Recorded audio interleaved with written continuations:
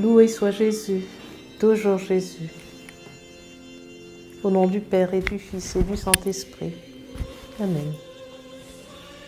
Réjouis-toi, Marie, comblée de grâce. Le Seigneur est avec toi. Tu es bénie entre toutes les femmes. Et Jésus, le fruit de ton sein, est béni. Sainte Marie, Mère de Dieu, prie pour nous pauvres pécheurs, maintenant et à l'heure de notre mort. Amen. Au nom du Père et du Fils et du Saint-Esprit. Amen. Dans cette dernière séquence donc de cet enseignement de la connaissance de soi, pris dans le contexte, pour que nous puissions être vrais avec nous-mêmes, pour que nous puissions sauver des vies et nous sauver. C'est exactement ce qui se passe dans la vie spirituelle. Nous sommes là pour nous sauver et on ne se sauve jamais seul. On se sauve toujours avec les autres. Nous serons étonnés quand nous serons devant le Seigneur et qu'il nous dira « Regarde toutes ces personnes, elles ont cru grâce à toi. Grâce à ta petite prière que tu faisais chez toi, ton petit rosaire. Grâce à tes petits Ave Maria que tu disais par-ci, par-là. » Donc nous avons le devoir de nous sauver et donc de sauver un grand nombre de personnes de cette pandémie. C'est pour ça qu'il nous faut la responsabilité de nos actes. Il nous faut être responsable. Dans la première séquence, nous avons parlé de l'inclination du cœur, donc de la pénitence. Dans la deuxième séquence, donc on parlait du lavement des mains et de la purification des mains. Dans la deuxième séquence, nous avons parlé du masque, de tout ce qui est hypocrisie en nous. Et que ce n'est pas quelqu'un qui peut nous dire.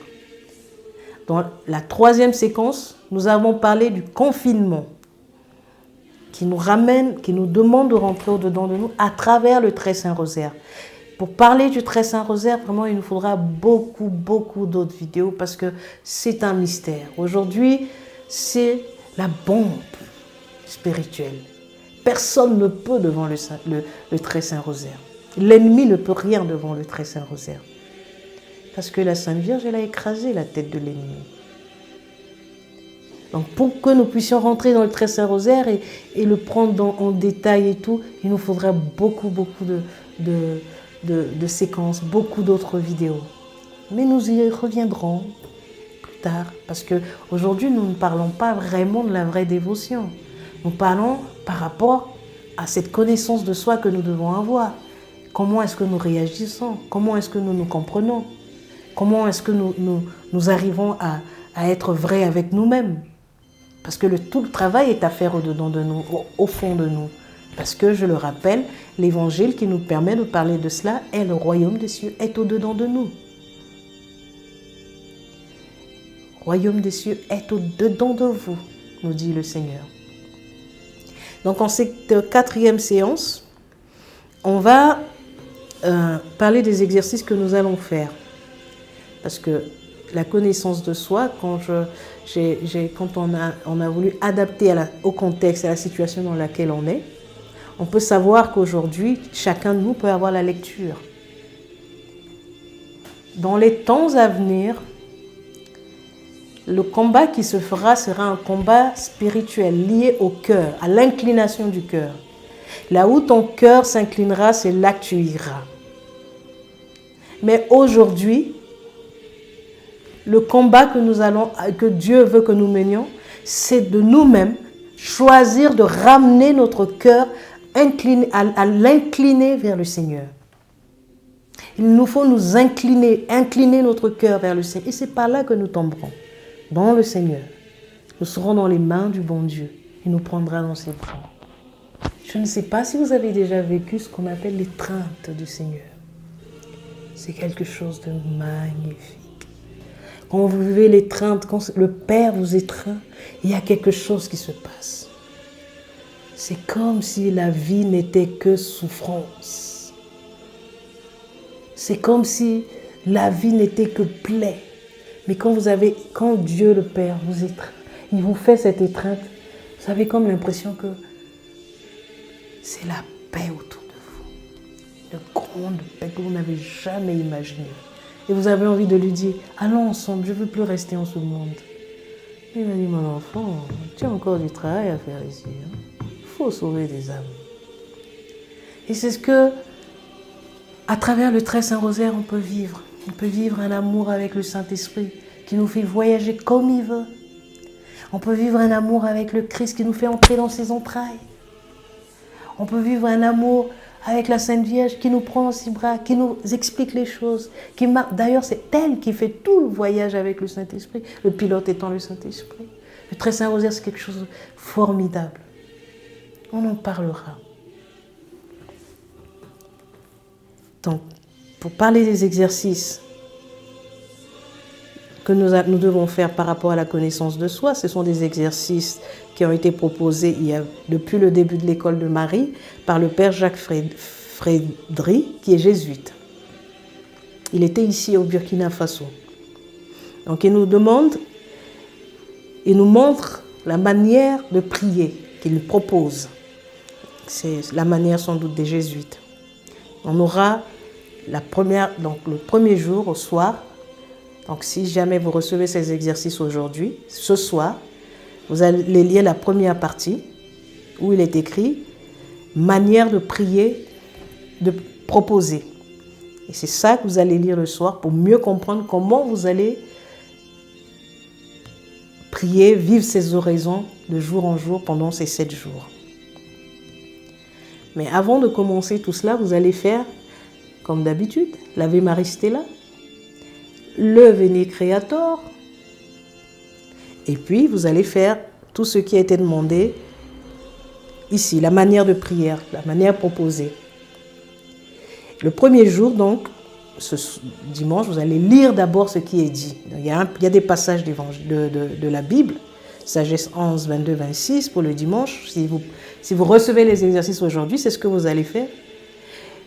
Et la grâce que vous allez demander, c'est de remercier Dieu d'exister. Est-ce qu'on sait qu'on existe? Que nous existions dans la pensée de Dieu. Nous sommes une idée de Dieu, un projet de Dieu qui se réalise. Mais sa réalisation va se passer comment? La réalisation de ce projet de Dieu, c'est que nous puissions aller repartir à Dieu. Nous sommes une étincelle de Dieu. Nous sommes quelque chose de sacré. Nous venons de Dieu. Dieu nous a pensé. Nous sommes un verbe de Dieu fait chair, dans le verbe de Dieu fait chair. Nous sommes une parole, une idée de Dieu qui est incarnée. Nous sommes chacun de nous une phrase évangile que Dieu répète au monde, que Dieu veut dire au monde, que Dieu veut annoncer au monde. Si nous sommes l'espérance, notre joie est d'apporter l'espérance au monde. C'est notre vocation évangélique. Il faut que chaque être humain découvre sa vocation évangélique, du moins chaque chrétien découvre sa vocation évangélique. Et c'est ça. J'existe bien pour quelque chose. Là, je me rends compte que j'existe. Je me vois.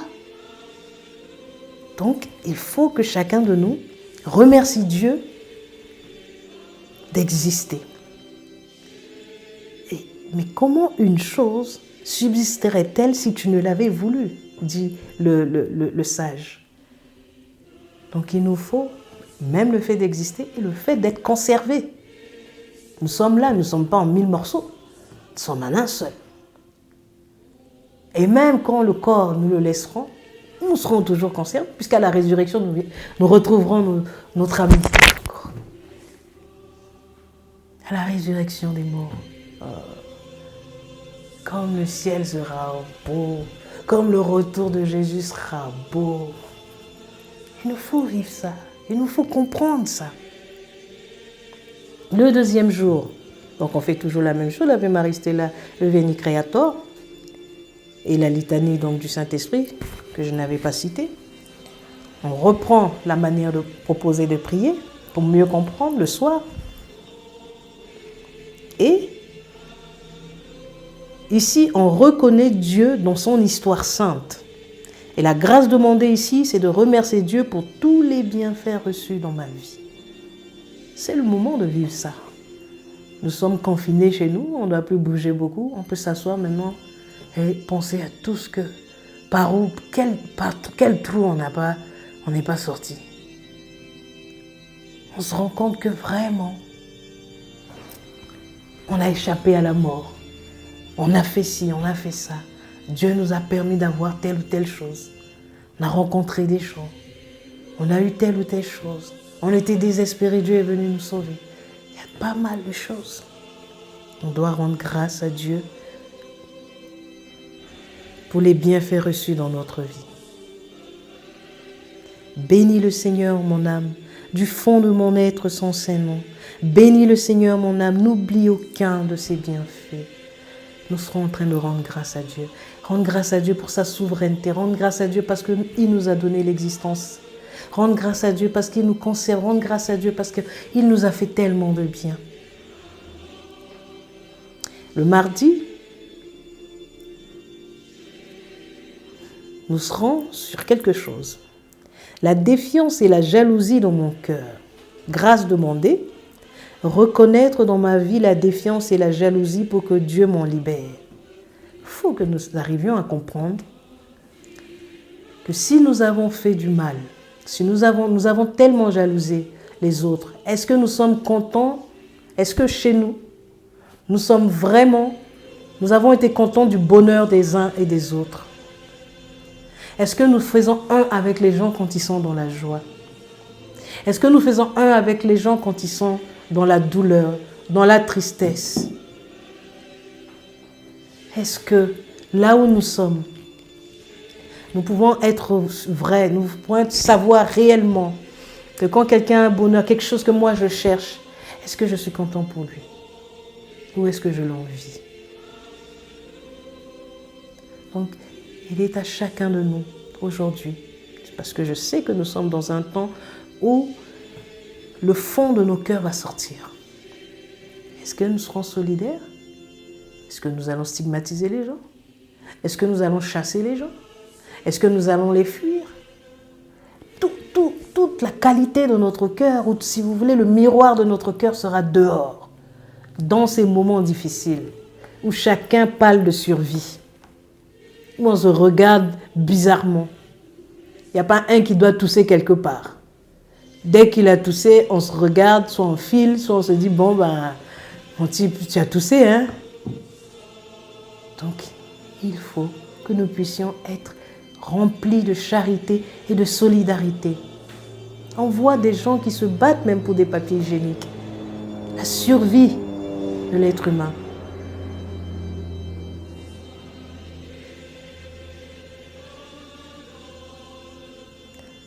Est-ce que là où nous sommes contents du bonheur des uns et des autres? Est-ce que nous ne cherchons pas que notre propre bonheur? Est-ce que nous sommes remplis de jalousie en Afrique, hein? La jalousie, elle est terrible. On ne veut pas voir l'autre évoluer. Et même quand quelqu'un a quelque chose, il a peur de révéler ça. Il a peur d'utiliser la maison même qu'il a construite. Il a peur d'utiliser sa voiture. Pourquoi? À cause de la jalousie. Il nous faut vraiment faire des efforts sur ce point-là. Il nous faut demander au Seigneur de nous aider.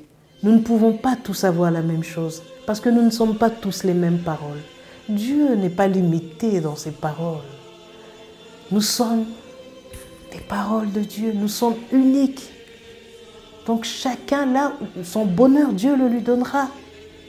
Il ne suffit pas, il ne sert à rien d'être jaloux. Il ne sert à rien d'en vouloir aux autres. Il ne sert à rien de vouloir le malheur des autres.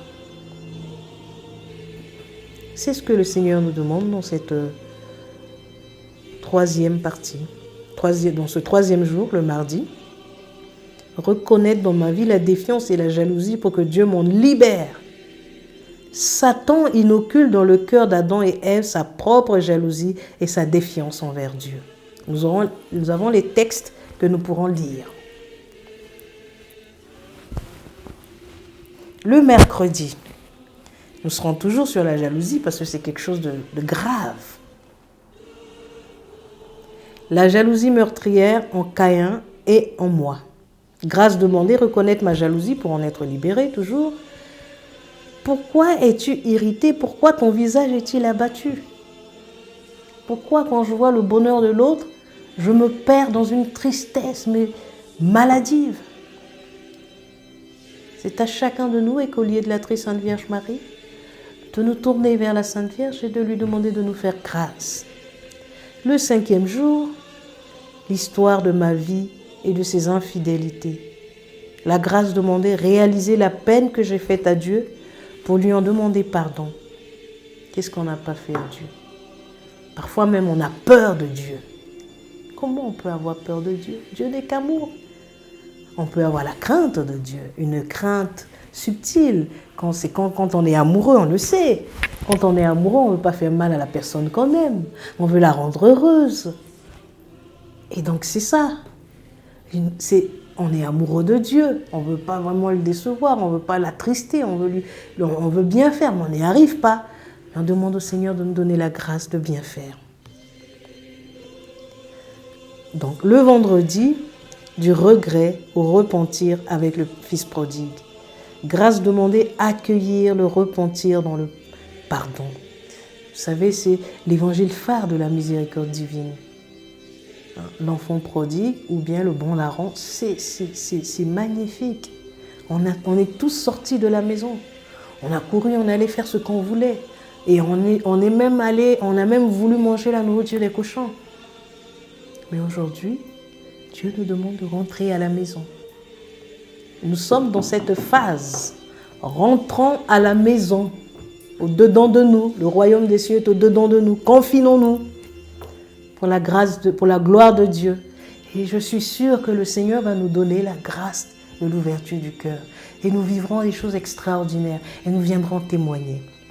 Et donc le dernier jour, on va chercher parmi les 5 jours, les 6 jours qu'on a vécus, lequel des jours nous a le plus marqué.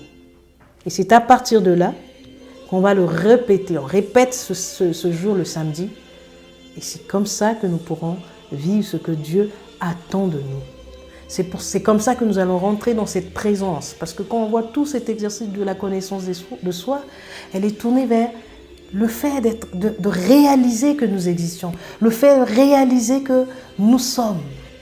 Le fait de réaliser que l'être que nous sommes attire son être de la source qui est Dieu même. C'est pour ça, chers écoliers, je vous prie vraiment de vivre ces moments avec beaucoup d'amour, avec beaucoup de solidarité, à préserver la vie des autres, à respecter ce que les autorités nous demandent et à vivre au-dedans de nous. La vie intérieure, c'est ce que Dieu nous demande.